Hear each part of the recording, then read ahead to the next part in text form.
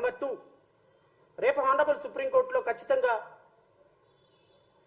Supreme court కేంద్ర ప్రభుత్వం ఏమైనా చెప్పని, ఇది ప్రపంచవ్యాప్తంగా భక్తుల మనోభావాలకు సంబంధించిన అంశం కాబట్టి సుప్రీంకోర్టు నాకు తెలిసి కేంద్ర ప్రభుత్వం ఏం చెప్పినా ఖచ్చితంగా CBI enquiry monitored by the honourable justice of supreme court ఉంటుంది అని నేను భావిస్తున్నాను.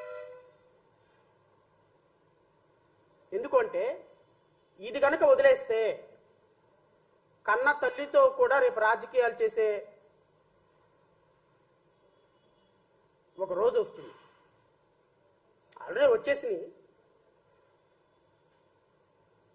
కానీ దేవుణ్ణైనా రాజకీయాలకు దూరంగా పెట్టండి అనే ఒక సుప్రీంకోర్టు జడ్జెస్ యొక్క మాట చాలా సీరియస్.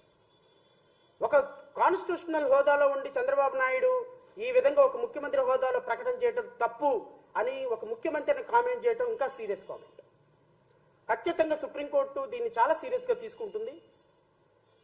ఖచ్చితంగా కోర్టు మానిటర్డ్ సిబిఐ ఇన్వెస్టిగేషన్ ఉంటుంది అని నేనైతే భావిస్తున్నా.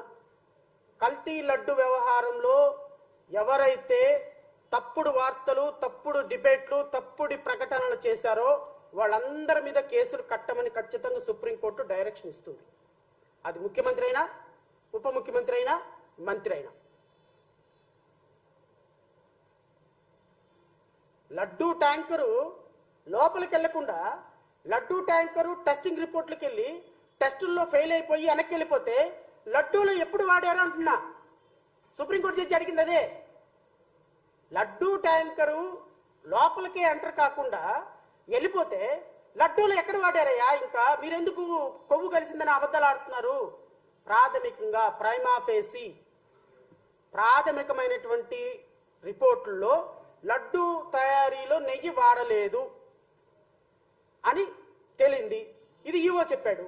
మరి చంద్రబాబు నాయుడు ఎవరు చవటానికి వాడారని ఆయన వెళ్ళి ఏమైనా కలిపాడా? లడ్డూల్లో నెయ్యి కలిపాడా ఆయన? పవన్ కళ్యాణ్ వెళ్ళి ఏమన్నా గరిట పెట్టి తిప్పాడా? కాదు కదా. సుప్రీంకోర్టు అదే అడిగింది. మరి రేపొద్దున the great lawyer Chandrababu Naidu గారిని బయటకు తీసుకొచ్చిన 53 రోజుల తర్వాత గ్రేట్ లాయర్ లోత్రా గారు ఏం చెబుతారో విందాం.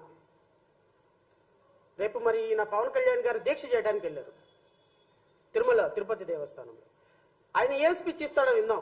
సుప్రీంకోర్టు చెప్పినప్పటికీ కూడా లడ్డూలో కలిసింది, నెయ్యి అవశేషాలు కలిసింది, జంతు కొవ్వులు కలిసింది కాబట్టి ఎవడేమనుకున్నా కలిసిందంతే, ఇంకా నేను ఇక్కడ దీక్ష చేస్తాను అన్నాడు అనుకో, నీ కర్మ, మేమేం చేయగలిగింది. సుప్రీంకోర్టు చెప్పినా నేను కలిసింది అంతే, హిందూ ధర్మం అంతే, సనాతన ధర్మం అంతే, నేను దీక్ష చేస్తా అంతే, నేను ప్రాయశ్చిత్త దీక్ష చేస్తా అంతే, నేను కిరసనాలు పోసుకుంటా అంతే, నేను అగ్గిపుల్ల గీసుకుంటా అంతే, నా ఇష్టం అన్నాడు అనుకో. అందమైన సినిమా, 3 గంటల సినిమా చక్కగా చూడండి ప్రజలు.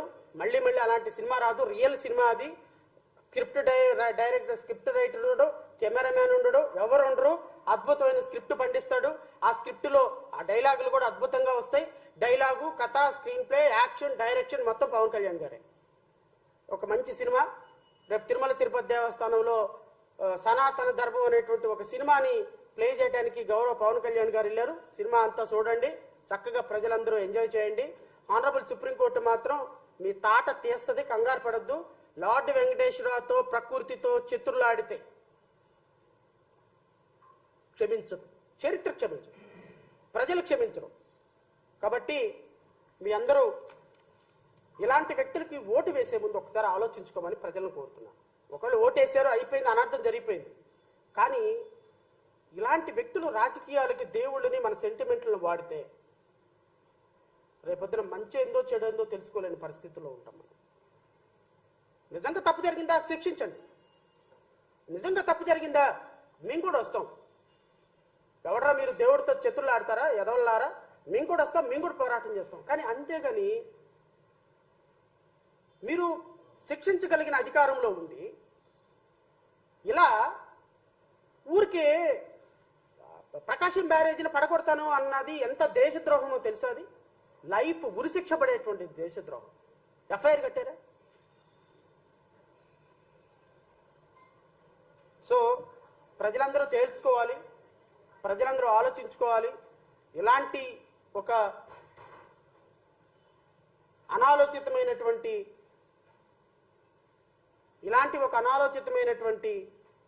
ఆరోపణలతోటి రాష్ట్ర ప్రజల్ని కన్ఫ్యూజ్ చేయొద్దని నేను కూటమి ప్రభుత్వానికి హృదయపూర్వకంగా వినయపూర్వకంగా మనవి చేసుకుంటూ ప్రజల మనోభావాలతో ఆడుకోవద్దని జయభీమరావు భారత పార్టీ తరపు నుంచి వారిని హృదయపూర్వకంగా కోరుకుంటూ ప్రజా సమస్యల మీద కాన్సన్ట్రేట్ చేయండి, సూపర్ 6 అమలుకి కాన్సన్ట్రేట్ చేయండి.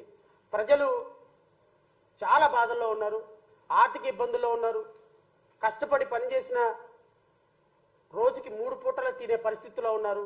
ఎటు ఇంకా మరి ₹99 క్వాలిటీ మద్యం ఆంధ్రప్రదేశ్లోకి తీసుకొచ్చారు కాబట్టి ఇక ఆ మద్యంతో పాటు కాస్త అన్నం కూడా పెట్టమని,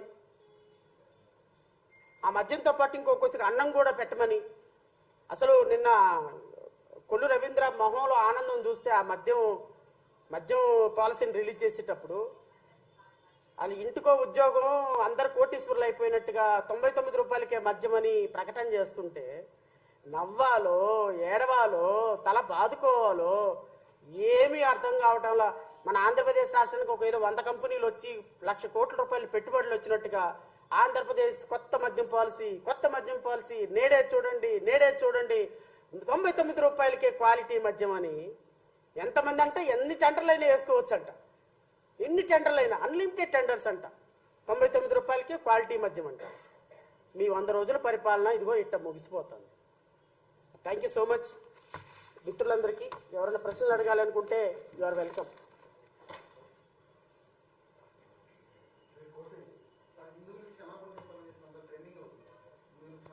చెప్పాలి సార్.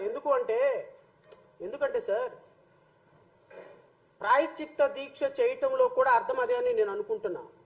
పవన్ కళ్యాణ్, నారా లోకేష్, చంద్రబాబు నాయుడు వీళ్ళ ముగ్గురు కూడా కోటాను కోట్ల మంది హిందువుల మనోభావాలని వాళ్లతో ఆడుకున్నారు. ప్రాబ్లం అది. ఇప్పుడు ఒక 10 మందో 20 మందో 30 మందో అనుకోండి సార్, ప్రాబ్లం లేదు. ఇప్పుడు నేను తిరుమల తిరుపతి దేవస్థానంకి ఒక 5 సార్లు వెళ్ళుంటా 5 సంవత్సరాల్లో. నేను నా 5 సార్లు వెళ్ళిన సందర్భంలో నేను తిరుమల లడ్డు తిన్నా. నా దగ్గరికి ఎవరు క్లయింట్లు వచ్చినా తిరుపతి నుంచి ఖచ్చితంగా లడ్డు తీసుకొస్తారు, లడ్డు ఇస్తారు. నేను కూడా షూ ఇప్పుతాను, చెయ్యి పెడతాను, తీసుకుంటాను, తింటాను. చాలా గొప్పగా ఫీల్ అవుతా, చాలా పవిత్రంగా ఫీల్ అవుతా. ఇప్పుడు నేను తిన్న దాంట్లో పందికొవ్వు ఉంది అని చెప్పేసి ఎవరైనా అన్నారు అనుకోండి, సరే నేను ఎంత సెన్సిటివ్గా ఫీల్ అయినా కొంతమంది పరమ పవిత్రమైనటువంటి హిందువులు ఉంటారు, బ్రాహ్మిన్స్ ఉంటారు. వాళ్ళు నాన్ వెజ్ తినరు. నేను నాన్ వెజ్ తినేవాడిని కాబట్టి సరేలే అని నేను ఏదో అనుకుంటా.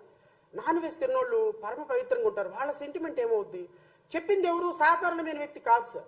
చెప్పింది ఒక ముఖ్యమంత్రి ఆధారం లేకుండా చెప్పి తూచ్ అంటే ఈరోజు కుదురుతుందా? అది తేలాలి. ముఖ్యమంత్రి అయినా క్షమాపణ చెప్పాలి. నేను తప్పుడు మాట మాట్లాడాను రాజకీయం కోసమని ముఖ్యమంత్రి క్షమాపణ చెప్పాలి. లేదా సిబిఐ ఇన్వెస్టిగేషన్లో అసలు అవశేషాలు ఏమీ లేవండి, ఇవి ముఖ్యమంత్రి కేవలం ప్రచారం కోసం చెప్పాడని సిబిఐ అయినా క్లీన్ చిట్ ఇవ్వాలి. ముఖ్యమంత్రి అయినా అబద్ధం అని చెప్పాలి. లేదు తిన్నాము, తినింది ఇంకోసారి జరగకుండా దానికి ప్రక్షాళన మార్గం ఏంటో ఆలోచించాలి. ఇది జరిగేంత వరకు ఒకవేళ నేను అనుకుంటున్న ప్రాథమికంగా నాకున్న ఈ రిపోర్టులను బట్టి కలవకపోయినా ముఖ్యమంత్రి అబద్ధం చెప్పాడు. ఇప్పుడు కొన్ని కోట్ల మంది సెంటిమెంట్ దెబ్బతిన్నందుకు ముఖ్యమంత్రి క్షమాపణ చెప్పాలి. దీన్ని పొలిటిసైజ్ చేసినందుకు పవన్ కళ్యాణ్ క్షమాపణ చెప్పాలి. తిరుమల తిరుపతి దేవస్థానంలో స్పష్టమైన ప్రకటన చేసిన నారా లోకేష్ క్షమాపణ చెప్పాలి. వీళ్ళ ముగ్గురు హిందువులకి క్షమాపణ చెప్పి తీరాలి. చెప్పకపోతే లాటు వెంకటేశ్వర వాళ్ళని క్షమించడం. That is my view point. Thank you. 4 సార్లు ముఖ్యమంత్రి అయినటువంటి